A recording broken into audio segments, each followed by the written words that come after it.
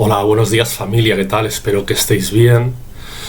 Bueno, pues en las últimas semanas han aparecido en medios alternativos y en redes sociales no una sola noticia, sino varias noticias alusivas a la suerte, entre comillas, es decir, a las calamidades, desventuras, infortunios y desgracia que corrían modelos occidentales contratadas por las casas principescas y dinásticas del Emirato de Qatar y de Al-Mamlaka, del Reino de Arabia Saudí, con intercesión de agencias de modelos occidentales para hacer catwalks, pasarelas privadas, pues en palaciegas, ¿no? En palacio y en corte, etcétera, ¿no?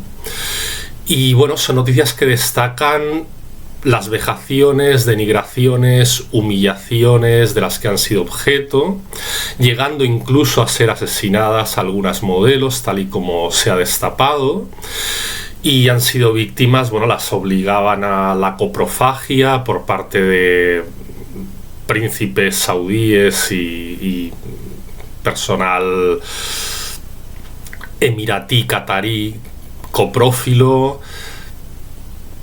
a todo tipo de prácticas vejatorias con ellos.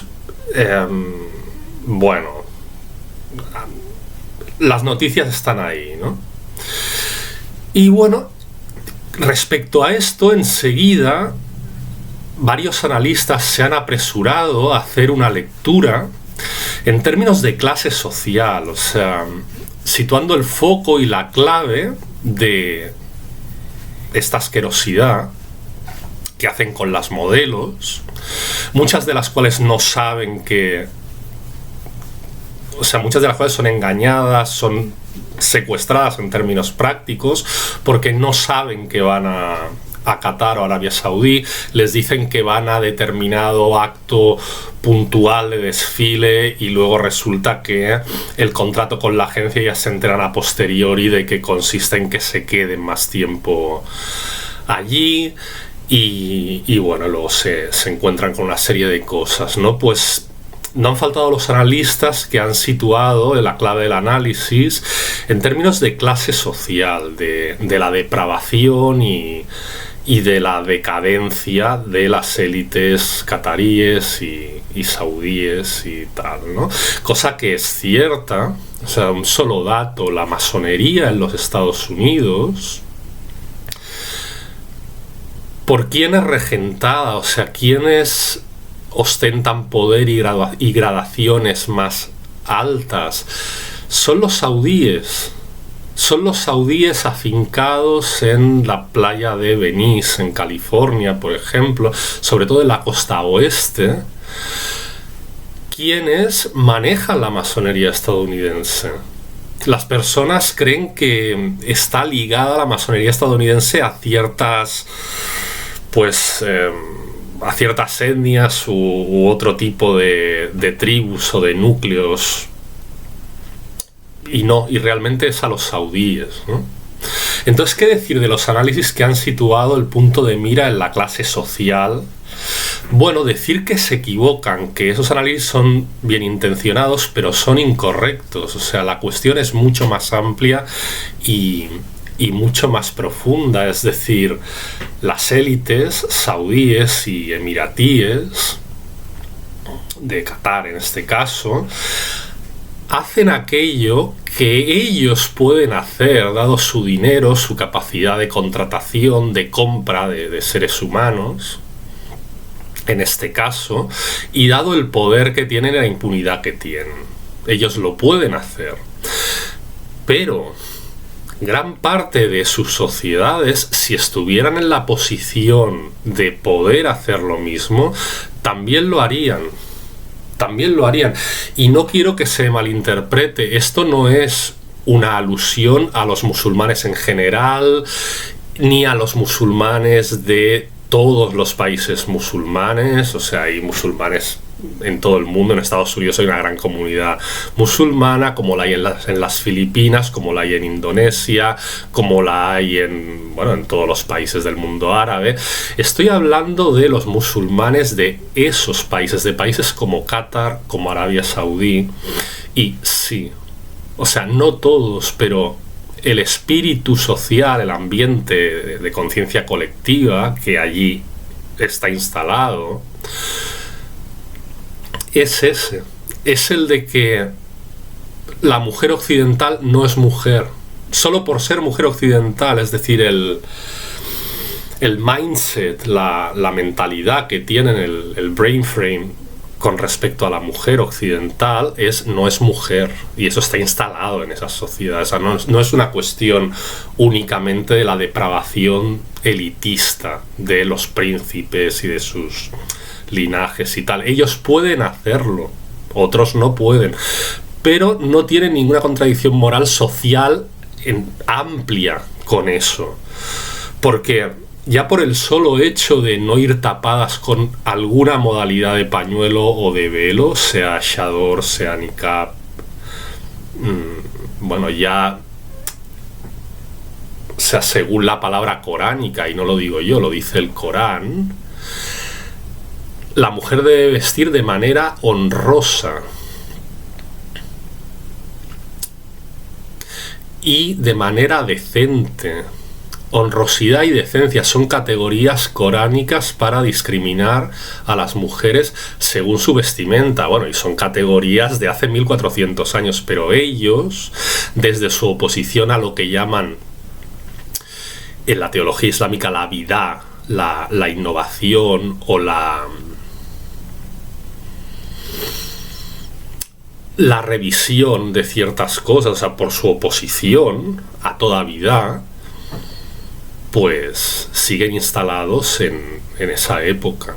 Y es para la sociedad en general, para la cual mujer occidental es una cualquiera y es indecente, es mujerzuela, y esa visión tienen de ella. Y repito que no hablo ni de los musulmanes en general, ni de las sociedades de poblaciones musulmanas en todos los países donde hay comunidades musulmanas minoritarias o mayoritarias, pero en esos países los musulmanes cerrados de la cabeza, instalados en su burbuja, anclados en el tiempo y en la ignorancia y en su incultura, porque no leen libro que no sea el Corán, puesto que también sus corrientes islámicas, desposeídas de la capacidad de bidah, de la capacidad de innovación, les dicen que la verdad, para guiarse en cualquier relación social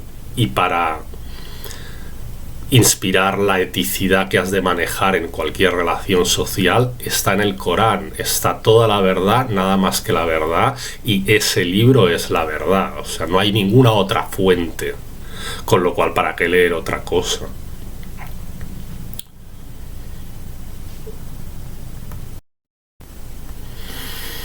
O sea, para ellos, cualquier mujer que trabaje o que obtenga un valor de cambio mediante la puesta en empleo de su capital estético o de sus habilidades estéticas es literalmente una prostituta, y no lo dicen en el sentido metafórico. O sea, tienen palabras que en su forma de nombrar agrupan en un mismo término lo que son las prostitutas, las bailarinas, las modelos.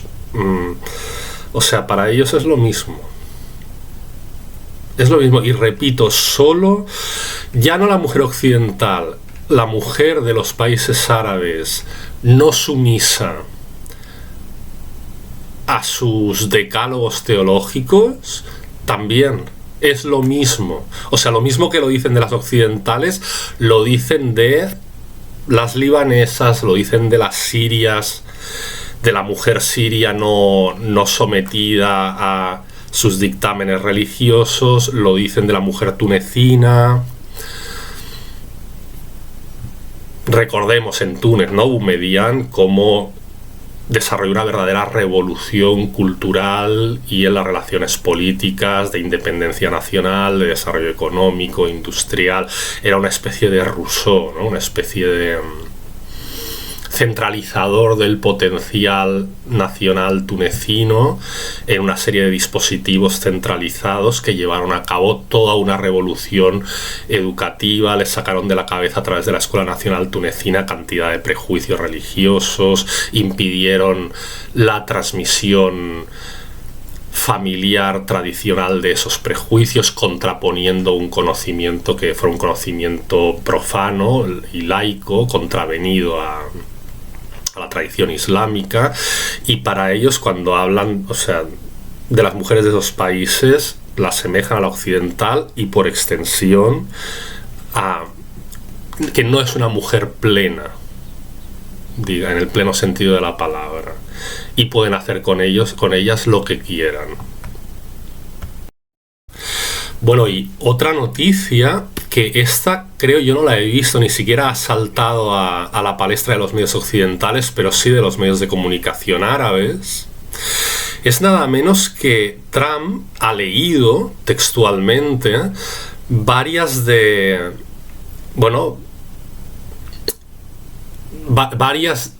las informaciones clasificadas en su día y que recientemente él y su Departamento de Estado han desclasificado, y entre ellas hay una relativa a cómo Arabia Saudí y determinados países del Golfo, de nuevo entre ellos Qatar, pidieron a Obama, y utilizando su capacidad de persuasión, recordemos son burguesías, las arabescas y las saudí, fuertemente inversionistas en los Estados Unidos. Y recordemos, bueno, otra vez lo digo, ¿no?, cómo manejan los saudíes la masonería estadounidense, pues comportándose como lobby. Arabia Saudí y Qatar y otros países del Golfo pidieron a Obama que derrocara a Gaddafi.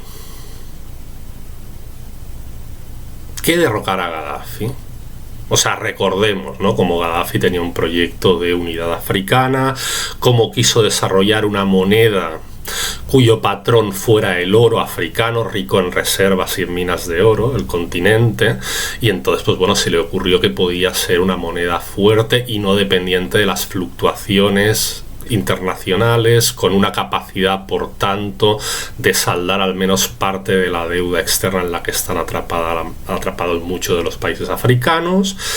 Y bueno, y se lo cargaron, y se cargaron la Yamahiría y Libia. Y bueno, no sé, la pregunta que os hago, y podéis participar, pues os animo a participar en los comentarios y demás.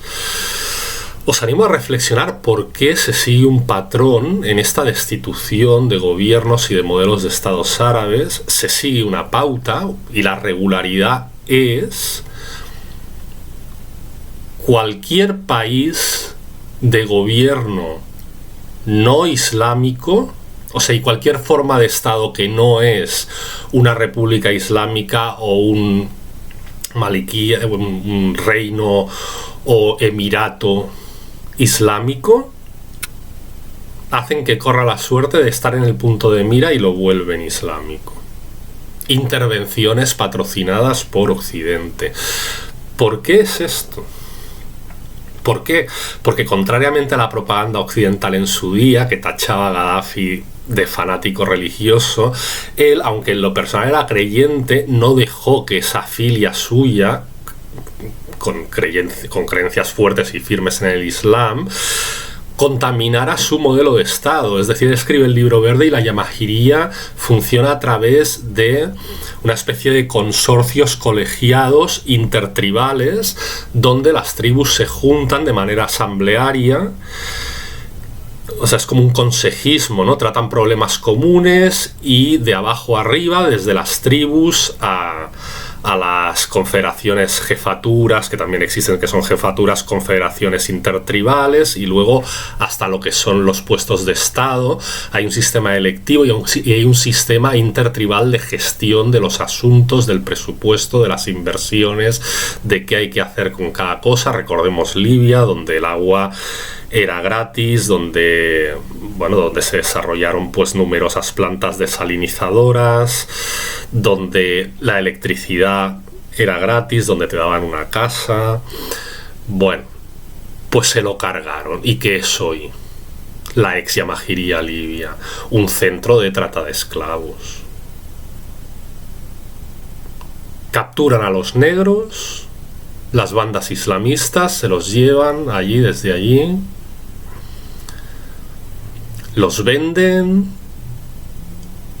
o los destinan a Europa, contratando, porque ya se han destapado las tramas que hay entre ONGs y navieras supuestamente humanitarias y filantrópicas que transportan personas desde África, y las organizaciones islamistas de trata de negros.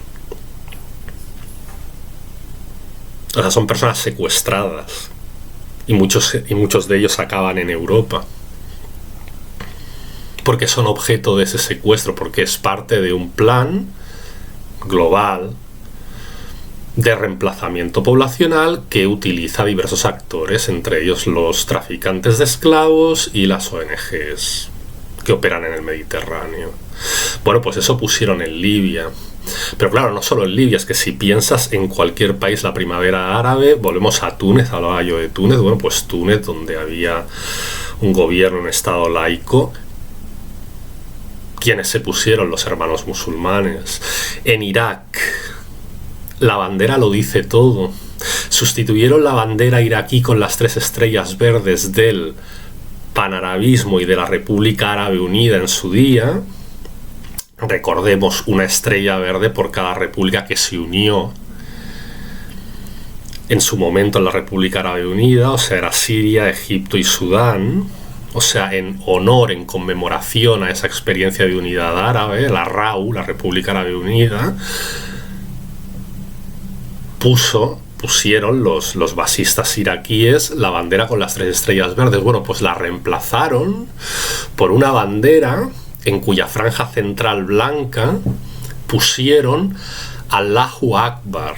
O sea, después de la segunda invasión de Irak del 2003. ¿Y quién diseñó y puso esta bandera? Los yanquis.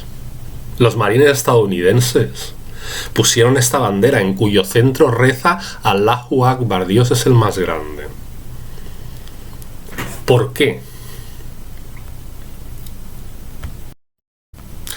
Porque el gobierno genocida de Damasco, el HTS gubernamental, recién pone el huevo en Siria, teniendo además un origen extranjero, o sea, fundamentalmente turco y turquemano centroasiático, en sus contingentes y en su creación. ¿Por qué ponen el huevo en Siria? Y lo primero que hacen es irse a atacar el Líbano, con financiación europea multimillonaria y alemana concretamente, transferida para justamente que ataquen el Líbano y que islamicen el sistema político libanés. El patrón está claro, ¿eh? O sea, cuando nos hablan de choque de civilizaciones, bueno, aquí hay una civilización o anticivilización, entre comillas, que está manejando esos cambios.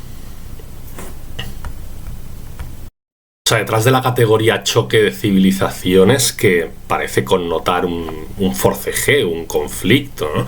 No hay tal conflicto, hay un consentimiento y una sponsorización y ayuda activa desde una civilización hacia la otra que se dice que choca con la que en realidad le está instaurando en los gobiernos del mundo árabe.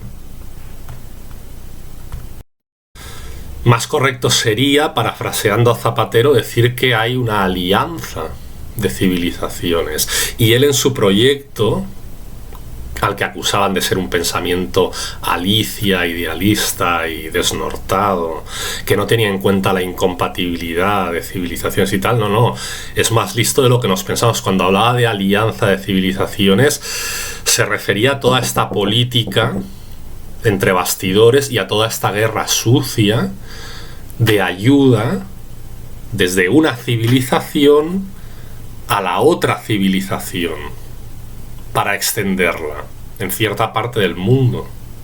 Cierta parte del mundo que, cuidado, incluye Europa. Bueno, pues voy con más noticias. Y bandas paragubernamentales sirias asesinan al joven sirio Alawi Hassan Ibrahim, Dios lo tenga en gloria, cerca de la plaza Al-Azhari de Latakia y delante de testigos presenciales. Más tarde llegó un vehículo de las fuerzas de seguridad, las llamadas fuerzas de seguridad gubernamentales, y se llevó el cadáver a un lugar desconocido. En ese mismo día, él y varias personas más fueron asesinadas en Latakia por una banda bajo mando de un miembro del régimen genocida de Damasco, Dios las tenga en gloria. Y en la zona rural de Alepo han continuado también los ataques criminales contra población civil. Los atacantes estaban armados con fusiles de asalto AKM-S estándar de 7,62 por 39 milímetros de uso común en la provincia alepina. Entre otras personas, 2 hermanos fueron asesinados ayer, día 10 de abril, y un exdirectivo de la filial del Colegio de Abogados de Siria resultó herido encontrándose en estado crítico. Y tropas estadounidenses atacan el histórico castillo de Al-Kishla en Jebel Nukum en las inmediaciones de Saná.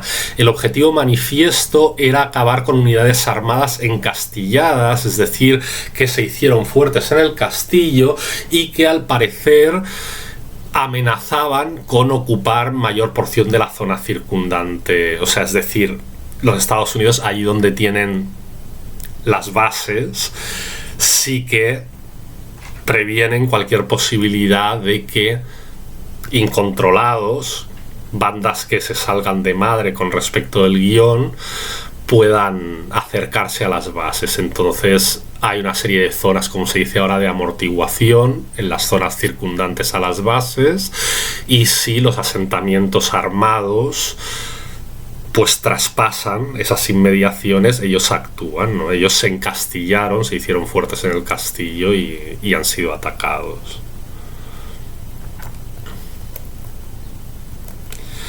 Y miembros de la Brigada Escudo Costero emboscaron y abatieron a varios criminales del gubernamental HTS. Recordemos que la Brigada Escudo Costero es potente, está compuesta, entre otros efectivos, por exoficiales y miembros de las guardias personales de exoficiales del ejército árabe sirio que, bueno, al caer el anterior modelo de Estado, fueron a la costa, a sus lugares de residencia, a vivir ahí, y ahí se hicieron fuertes porque se llevaron consigo, bueno, a personal de sus guarniciones y de sus guardias, y aparte de los destacamentos que se fueron con ellos allí, ¿no? Para salvarse, para hacerse fuertes y salvarse del terrorismo del HTS gubernamental, y ahora están resistiendo contra el gobierno genocida de Damasco. Bueno, pues esto es todo por hoy. Espero que el vídeo pues os haya resultado incitador a la reflexión, y por favor dejad vuestros comentarios. ¿Por qué creéis que pasa esto? Que hay este patrón compartido, o sea, que hay esta constante por la cual la fisonomía de los gobiernos auspiciados e impulsados por las élites foráneas a los países árabes son nuevos gobiernos del mismo corte. Vale, un abrazo, dadle al like y difundid el vídeo, compartidlo, ya sabéis, dad apoyo al canal.